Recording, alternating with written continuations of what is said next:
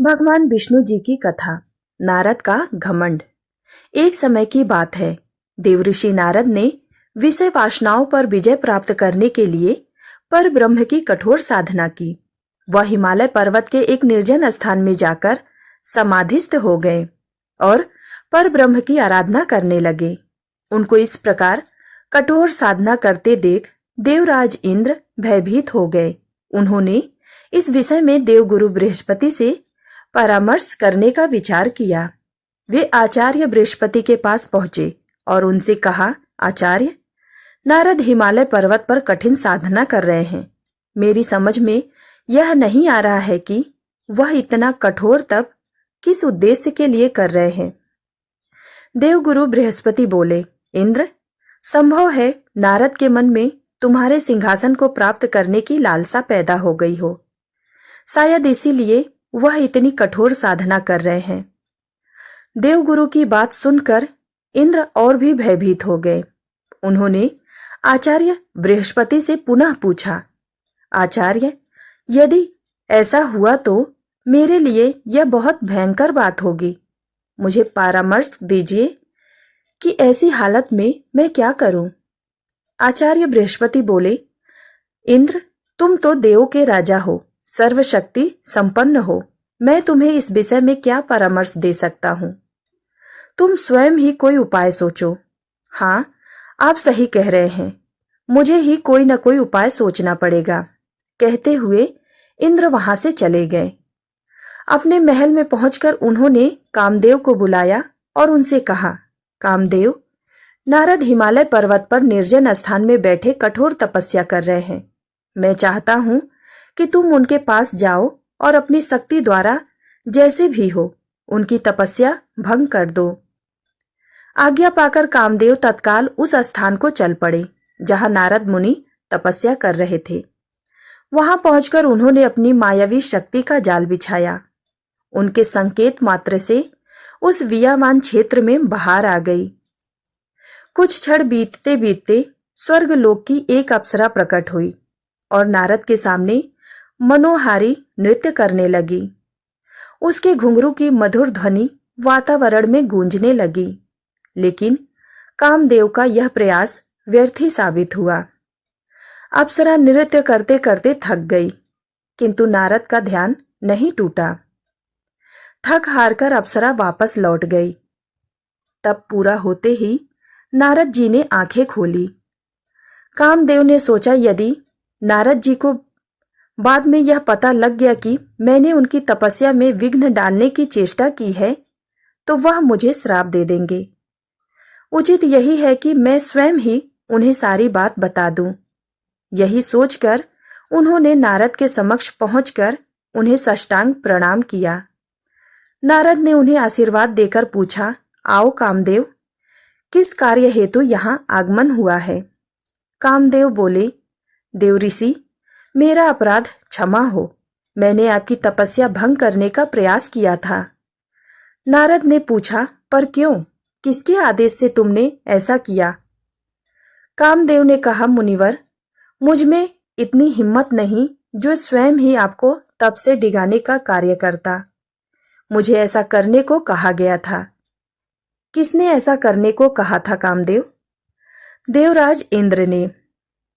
उन्होंने ही मुझे यहां भेजा था। कामदेव ने पूरी बात बता दी। कामदेव की बात सुनकर नारद मुनि मुस्कुराकर बोले, मैंने तुम्हें क्षमा किया कामदेव। अब तुम जाओ और देवराज को बता देना कि नारद ने इच्छाओं को वश में कर लिया है। अब मैं संसार के किसी भी भौतिक आकर्षण में नहीं फंस सकता। जान बची और लाखों पाए, कामदेव ने सोचा और जल्दी से वहां से चले गए। कामदेव के जाने के पश्चात नारद सोचने लगे, मैंने कामदेव को परास्त कर दिया। अब मेरा भी नाम भगवान शिव के समान हो गया है, क्योंकि कामदेव को या तो भगवान शिव ने परास्त किया था या फिर मैंने। यह सोचकर नारद कैलाश पर्वत पर पहुंचे। उन्होंने भगवान शिव और माता पार्वती को नमन किया। भगवान शिव ने नारद के चेहरे पर झलकती प्रसन्नता की चमक देखी तो उन्होंने पूछा, क्या बात है नारद मुनि, आज आप बहुत प्रसन्न दिखाई दे रहे हैं। नारद मुनि बोले, हाँ भगवान, बात ही कुछ ऐसी है। ऐसी क्या बात है, हमें भी बताओ।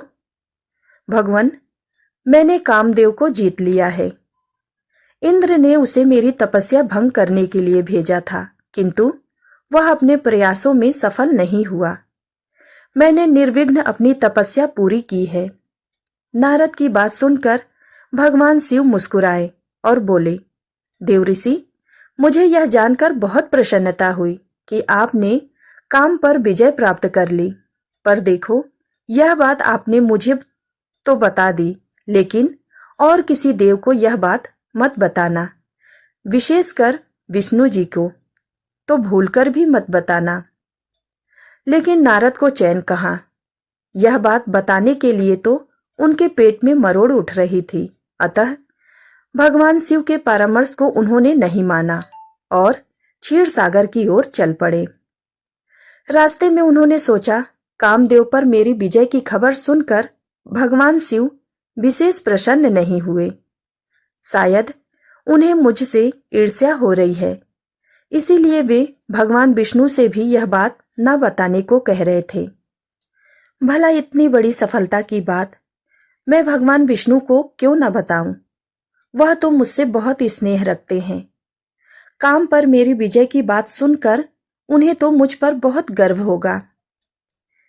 ऐसा ही कुछ सोचते हुए वह क्षीर सागर में पहुंचे और भगवान विष्णु और माता लक्ष्मी के सामने पहुंचकर उन्होंने प्रणाम किया।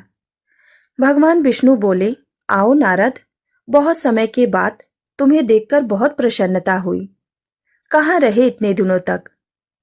भगवान, मैं तपस्या कर रहा था और आपको जानकर हर्ष होगा कि मेरी तपस्या पूर्ण हुई। वैसे तो देवराज इंद्र ने कामदेव द्वारा मेरी तपस्या भंग करने की कोशिश की, किंतु कामदेव को भी मुझसे हार माननी पड़ी। अच्छा, क्या सचमुच?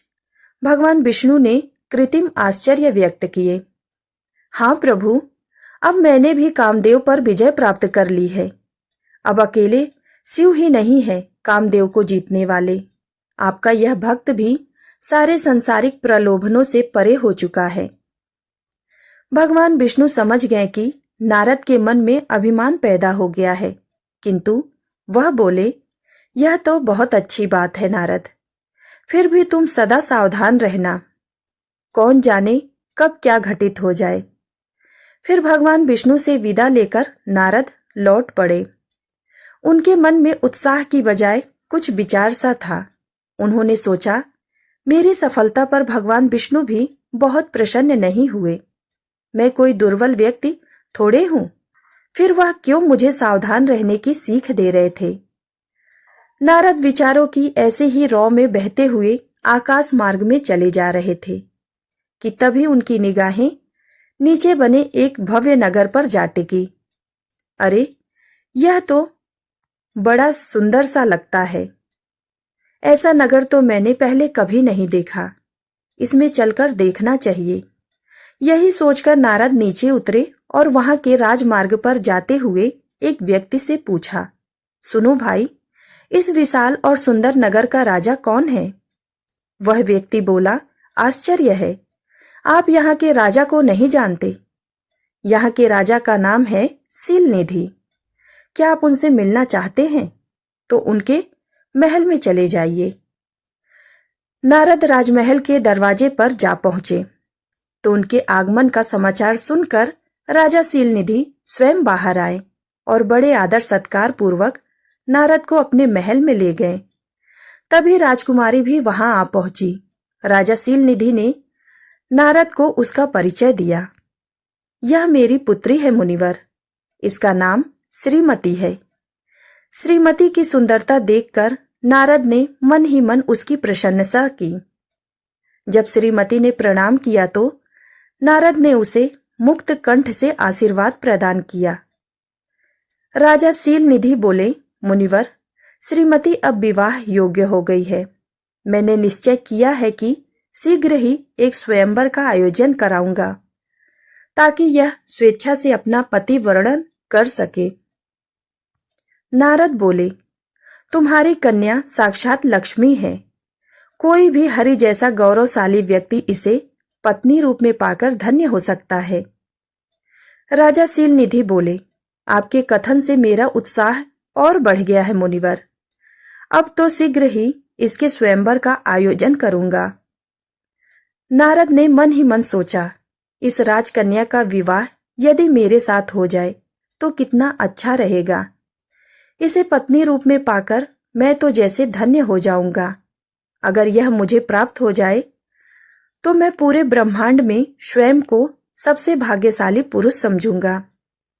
पर मैं इसे प्राप्त करूं कैसे?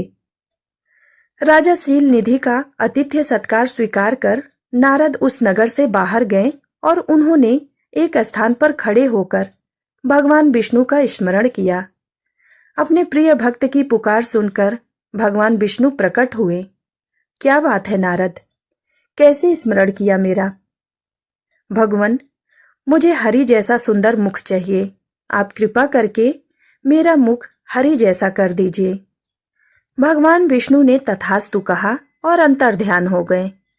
बस यही नारद से एक चूक हो गई।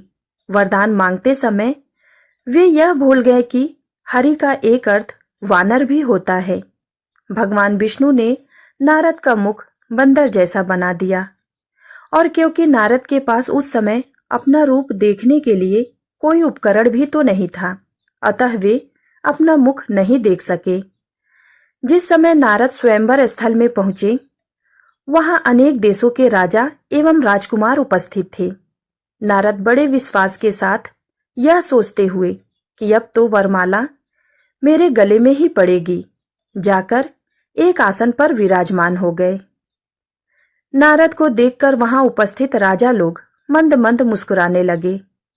उनमें से एक राजा बोला, अरे जरा इस मनुष्य का मुख तो देखो। इसका शरीर तो मनुष्य जैसा है और मुख बंदर का। दूसरा बोला, यह शायद अपने आप को बहुत सुंदर समझता है, तभी तो राजकुमारी के स्वयंवर में उसके द्वारा स्वयं का चयन किए जाने की आशा में यहाँ आया है। उस व्यक्ति की बात सुनकर सभी ठहाके लगाकर हंस पड़े। तभी राजकुमारी श्रीमती वरमाला लिए स्वयंवर स्थल में पधारी। उसे देखकर उपस्थित राजा हास परिहास करना भूल गए और सब सावधान मुद्रा में बैठ गए। सबको आशा थी कि राजकुमारी उनके गले में ही वरमाला डालेगी। विशेषकर नारद के मन में तो किसी भी प्रकार की कोई शंका नहीं थी। भला जिसके पास भगवान विष्णु जैसा सुंदर मुखड़ा हो, उसे कौन सी सुंदरी अस्वीकार करती।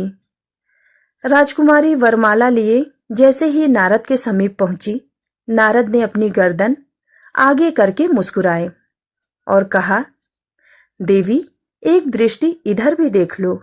मैं भी तुमसे परिणय करने का आकांक्षी हूं। नारद की बात सुनकर राजकुमारी हंस पड़ी और बोली, तनिक अपने मुख को तो दर्पण में निहार लो वानर। यह कहकर उसने एक व्यंग भरी दृष्टि नारद पर डाली और उपेक्षा से उनकी ओर देखकर अपना मुख दूसरी ओर मोड़ लिया। राजकुमारी श्रीमती ने स्वयंवर स्थल में 2-3 चक्कर लगाए और फिर वरमाला हाथ में लिए एक तरफ उदास भाव से खड़ी हो गई। तभी भगवान विष्णु ने स्वयंवर स्थल में प्रवेश किया, जिन्हें देखकर राजकुमारी का चेहरा खिल उठा। वह तेजी से आगे बढ़ी और वरमाला भगवान विष्णु के गले में डाल दी। नारद ने जब यह दृश्य देखा तो वह ईर्ष्या से जल उठे। वह भगवान विष्णु के पास पहुंचे और क्रोध भरे स्वर में बोले, भगवान, आपने मेरे साथ ऐसा छल क्यों किया? मैंने आपसे आपके जैसा सुंदर मुख मांगा था और आपने मुझे वानर का मुख दे दिया। ऐसा धोखा मेरे साथ आपने क्यों किया? भगवान, यदि आपको स्वयं ही इस राजकुमारी से विवाह करना था तो मुझे पहले ही बता देते। मैं स्वयं ही इस प्रतियोगिता से बाहर हो जाता। तब श्री हरि ने नारद से कहा, नारद, मैंने तुम्हारे साथ किसी प्रकार का कोई छल नहीं किया। तुमने मुझसे हरि का मुख मांगा था, सो मैंने तुम्हें दे दिया। तुम तो संस्कृत के प्रकांड पंडित हो, फिर यह क्यों नहीं समझ सके कि हरि का एक अर्थ वानर भी होता है। अपनी गलती महसूस कर नारद के क्रोध में कुछ कमी आई। उन्होंने पूछा, अब क्या मेरा मुख जीवन भर इसी प्रकार का बना रहेगा भगवान? भगवान विष्णु बोले, नहीं, बस तुम थोड़ी देर के लिए अपनी आंखें बंद कर लो। नारद ने अपनी आंखें बंद कर ली। भगवान विष्णु पुनः बोले, अब अपनी आंखें खोलो और देखो कि सच क्या है। नारद ने अपनी आंखें खोली और इधर उधर दृष्टि घुमाई। अब वहां ना राजा सीलनिधि था, ना उसका कोई महल, ना स्वयंवर स्थल और ना स्वयंवर में भाग लेने आए प्रतियोगी। वे एक निर्जन स्थान पर खड़े थे और उनके सामने खड़े थे श्री हरि विष्णु और माता लक्ष्मी। उन्हें इस प्रकार चारों ओर भौचक्के भाव से निहारते देख भगवान विष्णु ने कहा, नारद, यह सब मेरी माया थी। तुम्हारे मन में घमंड पैदा हो गया था कि तुमने काम पर विजय प्राप्त कर ली है और तुम अब भगवान शिव के समक्ष हो गए हो। तुम्हारे इसी अहंकार भाव को समाप्त करने के लिए मुझे यह माया रचनी पड़ी। और हाँ, जिसे तुम राजकुमारी श्रीमती समझते हुए थे और जिससे विवाह करने को आतुर हो रहे थे, जानते हो वह कौन थी? कौन थी? नारद के मुंह से बरबस ही निकल पड़ा, लक्ष्मी, मेरी क्षीर संगिनी। लक्ष्मी की ओर संकेत करते हुए भगवान ने कहा, तुम जिसे माता लक्ष्मी कहकर बुलाते हो वही लक्ष्मी राजकुमारी श्रीमती थी। यह सुनकर नारद का चेहरा शर्म से झुक उठा। उन्होंने श्री हरि से कहा, हे प्रभु, आपने मुझ पर बड़ा उपकार किया, जो समय रहते ही मेरी आंखें खोल दी। मैं सचमुच में पतन के गर्त में गिरने के लिए जा रहा था, किंतु आपने कृपा करके मुझे उबार लिया। इस प्रकार भगवान विष्णु की कृपा से नारद के मन में पैदा हुआ अहंकार भाव समाप्त हो गया। राजकुमारी श्रीमती से विवाह करने की जो इच्छा उनके मन में पैदा हुई थी, वह भी तिरोहित हो गई।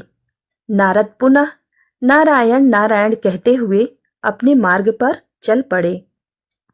उम्मीद करती हूँ आप सबको यह छोटी सी कथा जरूर पसंद आई होगी। ऐसे ही नए नए कहानी और कथा को सुनने के लिए कृपया मेरे चैनल को लाइक और सब्सक्राइब जरूर करें।